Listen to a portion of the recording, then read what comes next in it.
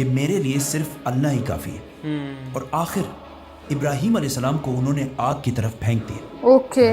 لیکن ابراہیم علیہ السلام اس وقت دنیا کے سب سے طاقتور لوگوں کے سامنے. Hello guys, welcome to our channel. اور آج ہم لے کے آئے ہیں 3000 ایئرز آف عید. یہ چیز تو ہمیشہ ایک بہت شاکنگ چیز تھی میں نے جیسے یہ ٹائٹل پڑھا، بیکاز اگر ہم دیکھیں تو عید جو ہے وہ مینلی مسلم جو لوگ ہیں ان لوگوں کا ایک فیسٹیول ہے. تو وہ چیز تو دیکھا جائے تو 1600 یا 1700 سال پہلے چالو ہوئی تھی، اینڈ بیکاز جو پروفٹ محمد تھے وہ اسلام کو لے کے آئے تھے تو اسی اراؤنڈ ہوئی ہوگی. بٹ یہ کہہ رہے 3000 ایئرس پہلے تک یہ کیسے ہو سکتا ہے؟ بیکاز اور 1400 سال پہلے کیسے یہ جو ہے یہ چیز آ گئی؟ یہ بہت بڑا سوال ہے. سو دیکھ لیتے ہیں. اور ہم لوگوں کو لگتا ہے نا کہ ہم لوگوں نے موسٹلی ہم نے عید کی وہ سٹوری سن رکھی ہے شاید، ہے نا. اب میرے کو سچ میں نام سے تو یاد نہیں ہے چیزیں، بٹ ہاں میرے کو پتا ہے جہاں پہ مطلب کہ ایک آدمی تھے، ان کے بیٹا بڑی مشکل سے پیدا ہوا تھا، شاید ابراہیم ان کا نام تھا یا کچھ. تو بھگوان نے ان کو مانگا، تو ایسے کر کے کہ انہوں نے وہ مطلب بھگوان کو اتنا مانتے تھے تو وہ ان کی مطلب کہ وہ دے دیتا ہے بھگوان کو، لیکن اس کی جگہ کوئی بکرا آ جاتا ہے، کچھ آ جاتا ہے، تو اس وجہ سے عید سیلیبریٹ کرتا ہے ایسے. اگر میں غلط ہوں، باقی مجھے نہیں پتا، سوری اگر میں غلط ہوں مجھے معاف کر دینا، پر میرے اکارڈنگ تو شاید ایسا صحیح ہوتا ہے کچھ. باقی اگر یار ہم لوگوں نے تو یہ اسٹوری سنی ہے، لیکن اب ان کے اکارڈنگ 3000 سال پہلے کی بات ہے، تو یار تو obvious سی بات ہے اسٹوری بھی الگ ہوگی. تو دیکھتے ہیں کہ کیا ہے، کیا بولتے ہیں اس ویڈیو میں، تو اسٹارٹ کرتے ہیں. عید مبارک. عید مبارک. عید مبارک. اب ایک بار پھر دنیا کے 2 بلین مسلمان اپنا سب سے بڑا فیسٹیول عید منائیں گے، جس میں دنیا کے 57 کنٹریز، مطلب ان سارے کنٹریز میں بزنسز، سکولز، کورٹس سب کچھ بند ہو جائے گا، اور دنیا کے بڑے بڑے لیڈرز اس دن کی مبارکباد دیں گے. اور صرف یہی نہیں بلکہ دنیا کے بڑے بڑے بزنسز بالکل ہل کر رہ جائیں گے. لیکن کیوں؟ اس سب کے آخر ہونے کا مطلب کیا ہے؟ پوری دنیا میں یہ سب کچھ صرف اور صرف ایک انسان کی وجہ سے ہوگا، جس کا نام تھا ابراہیم علیہ السلام. آج سے تقریباً 4000 سال پہلے عراق کے علاقے اور میں ابراہیم علیہ السلام پیدا ہوئے. یہ اور کوئی عام سٹی نہیں تھی، بلکہ اس زمانے کی ایک بہت ہی اسٹرانگ اور امپورٹنٹ سٹی تھی.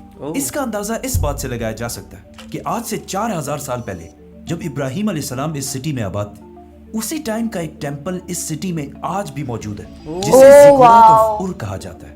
یہ ایسی بلڈنگز ہیں جنہیں آج بھی بنانا بہت ہی مشکل اور مہنگا کام ہوگا. اور اسی بلڈنگ کی شیپ کو کاپی کر کے یونائٹڈ کنگڈم کی سیکرٹ ایجنسی MI6 نے اپنا ہیڈ کوارٹر بنایا. کیا بات! ابراہیم علیہ السلام کا اور سٹی میں پیدا ہونا ہزاروں سال تک صرف تورات میں لکھا ہوا تھا، لیکن آج سے تقریباً 100 سال پہلے 1930s میں سائنٹسٹ کو عراق کے اسی علاقے سے کچھ بہت ہی امپورٹنٹ ٹیبلٹس ملی، جن میں صاف صاف اسی اور سٹی کا بار بار ذکر ہے. سائنٹسٹ کو ان انسکرپشنز کے ساتھ ساتھ بہت سارے اور خزانے اور ٹریجرز بھی ملے. ان ٹیبلٹس کے انسپیکشن سے یہ بھی پتا چلا کہ یہ 4000 سال پرانے ہیں، 4000 ایگزیکٹلی ابراہیم علیہ السلام کے ٹائم کے آس پاس.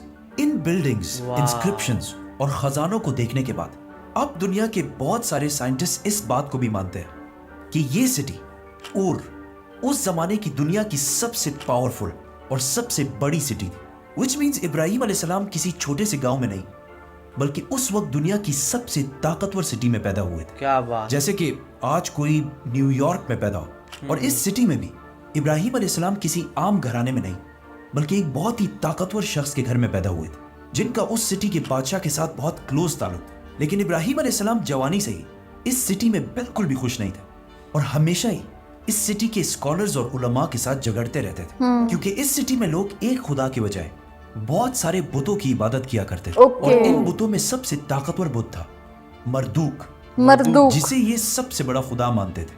اور ان سارے بتوں کی عبادت کے لیے اس سٹی میں بہت سارے ٹیمپلز بنائے گئے تھے، جن میں سے ایک ایز آئی سیڈ اتنا عالی شان ٹیمپل آج بھی دنیا میں موجود ہے.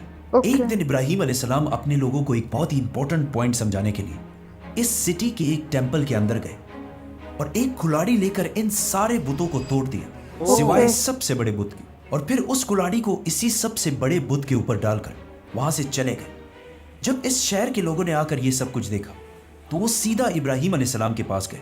تو ابراہیم علیہ السلام نے کہا کہ ہو سکتا ہے اس بڑے بت کو ان ساروں پر غصہ آیا اسی لیے اس نے ان ساروں کو مار دیا. انہوں نے کہا کہ یہ تم کیا کہہ رہے؟ बुद्ध थोड़ी कुछ कर सकता है। हाँ, तो इब्राहिम अलैहिस्सलाम ने कहा एग्जैक्टली, जब तुम्हें पता है कि ये कुछ भी नहीं कर सकते क्या तो बात। फिर इनसे मांगते क्यों? लेकिन इस बात पर इन वाह। सबको इतना गुस्सा आया कि उन्होंने इब्राहिम अलैहिस्सलाम को इबरत बनाने के लिए उस सिटी के बादशाह की मदद से एक बहुत बड़ी आग तैयार की।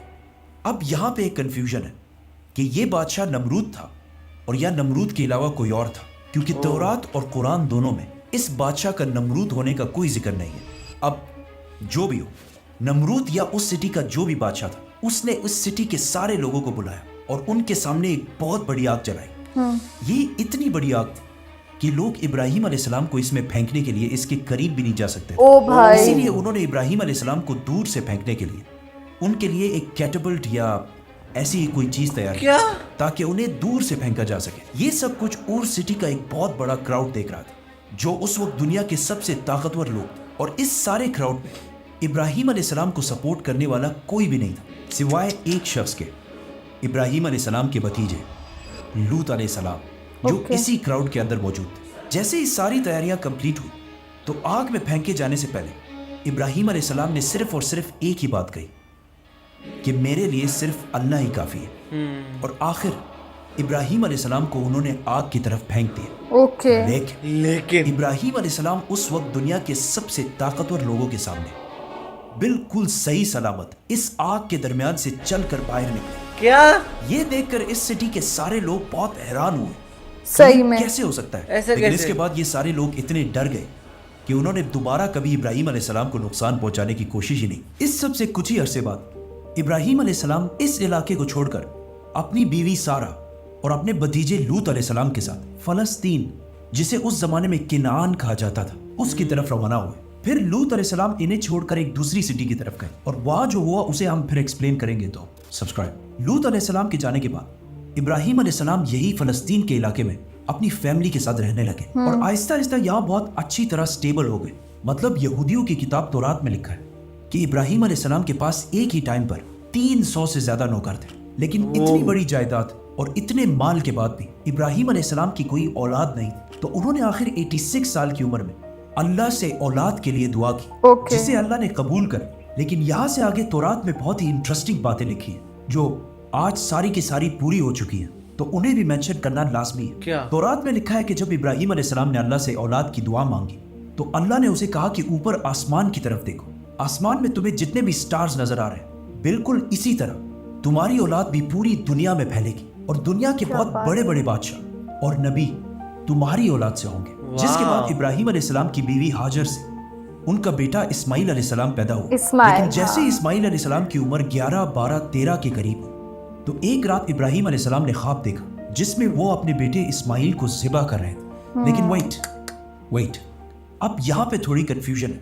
कुछ स्कॉलर्स ये समझते हैं कि ये वाकया फलस्तीन किनान में पेश आया था, लेकिन ज्यादातर स्कॉलर्स कहते हैं कि ये वाकया मक्का में पेश आया। So let's go with that. तौरात में लिखा है कि इस्माइल अलैहिस्सलाम के पैदा होने के बाद इब्राहिम अलैहिस्सलाम ज्यादा अटेंशन अपनी बीवी सारा के बजाय हाजर और उसके बेटे इस्माइल की तरफ देने लगे, जिसकी वजह से उनकी बीवी सारा के दिल में हाजर और उसके बेटे इस्माइल के लिए थोड़ी पैदा हुई। लेकिन कुरान में सिर्फ इतना लिखा है कि ये सब इब्राहिम अलैहिस्सलाम ने अल्लाह के कहने पर किया था। इब्राहिम अलैहिस्सलाम अपनी बीवी हाजर और इस्माइल को लेकर फारान के डेजर्ट की तरफ रवाना हुए, जिसे ऑलमोस्ट आज यहूदी भी अरब में यही मक्का के आसपास समझते हैं।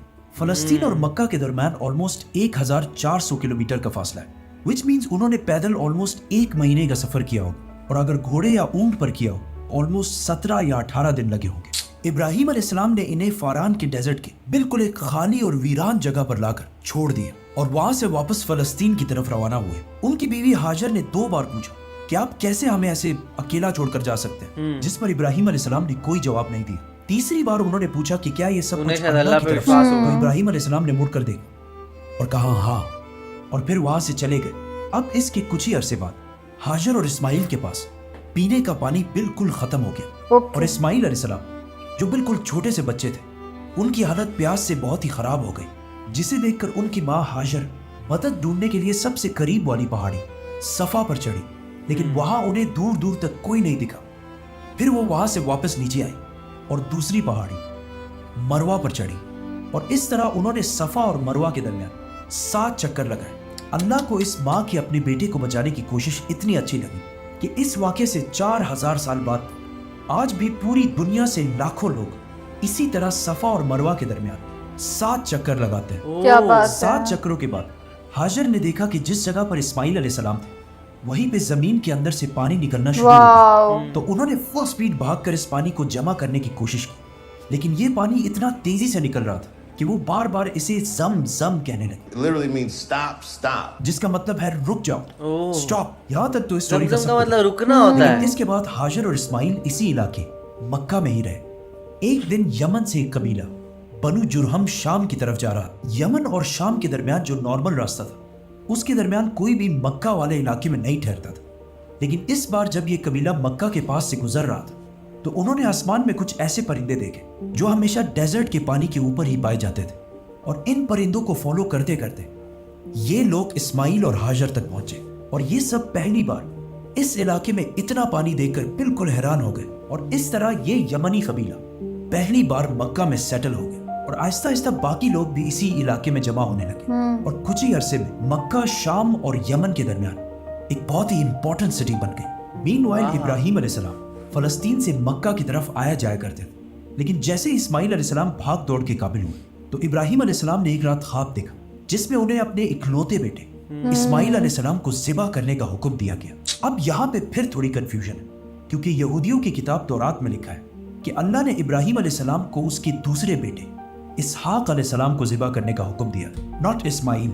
और कुरान में भी सिर्फ बेटे को ज़िबा करने का हुक्म है, किसी का नाम नहीं लिया गया, जिसकी वजह से मुसलमानों के भी कुछ पुराने स्कॉलर्स इसहाक अलैहिस्सलाम को ही ज़िबा होने वाला बच्चा समझते थे, लेकिन ज्यादातर मुसलमान आज इस्माइल अलैहिस्सलाम को ही ज़बी समझते हैं, क्योंकि कुरान में इब्राहिम अलैहिस्सलाम की स्टोरी का सीक्वेंस इस तरह है कि पहले इस्माइल पैदा हुए, फिर ज़िबा होने का वाक़या है और फिर इसहाक पैदा हुए। इसके अलावा तौरात में आज भी ये क्लियरली लिखा हुआ है कि अल्लाह ने इब्राहिम अलैहिस्सलाम को अपने इकलौते बेटे वन एंड ओनली सन को ज़िबा करने का हुक्म दिया। और सिर्फ इस्माइल अलैहिस्सलाम और कोई नॉर्मल आदमी होता तो वो तो कभी भी नहीं इब्राहिम करता ये अलैहिस्सलाम सब। के इकलौते बेटे मनाही which कर means देता। ज्यादा चांसेस इस्माइल अलैहिस्सलाम के। इब्राहिम अलैहिस्सलाम एक दिन फलस्तीन से मक्का की तरफ गए और अपने इकलौते बेटे जिसे उन्होंने बहुत दुआओं से हासिल किया था उन्हें अल्लाह के हुक्म के बारे में बताया, जिस पर इस्माइल अलैहिस्सलाम ने कहा कि आप बिल्कुल वैसा ही करें जैसा आपको हुक्म दिया गया। तो इब्राहिम अलैहिस्सलाम ने मक्का में अपने बेटे को ज़िबा करने के लिए रवाना किया। तो रास्ते में उन्हें शैतान ने रोकने की भी कोशिश की, लेकिन उन्होंने शैतान को कंकरियां मार के वहां से भगा दिया। इब्राहिम अलैहिस्सलाम के शैतान को मारने का ये एक्ट भी हर साल पूरी दुनिया के मुसलमान हज में कॉपी तभी करते किया हैं। जाता और जैसे ही इब्राहिम अलैहिस्सलाम ने इस्माइल अलैहिस्सलाम को ज़िबा करने के लिए लिटाया तो अल्लाह ने उन्हें उस एग्जैक्ट टाइम पर रोक दिया और उन्हें इस्माइल की बजाय एक मेंढा ज़बा करने को कहा। और साथ ये भी कहा कि तुम्हारी इस कुर्बानी को हम आने वाले सारी नेशंस में कायम रखें। और फिर अल्लाह ने हुक्म दिया कि इसे खुद भी खाओ और बाकियों को भी खिलाओ। और इब्राहिम अलैहिस्सलाम की इसी एक्ट पिछले 1400 साल से मुसलमान बिल्कुल इसी तरह कॉपी करते हैं। मतलब हर कुर्बानी के 3 हिस्से किए जाते, एक फैमिली के लिए, दूसरा रिश्तेदारों के लिए और तीसरा गरीबों के लिए। ये एक इवेंट जो आज से 4000 साल पहले एक बाप और बेटे के दरमियान एक छोटे से गांव मक्का में पेश आया था। आज हर ईद में उसी दिन को सेलिब्रेट करने के लिए पूरी दुनिया में बिलियंस ऑफ डॉलर्स की इकोनॉमी स्टिमुलेट होती है। मतलब पाकिस्तान में 3 बिलियन, इंडिया में 4 बिलियन, बांग्लादेश में 5 बिलियन और दुनिया के सबसे बड़े इस्लामिक मुल्क इंडोनेशिया में 14 बिलियन।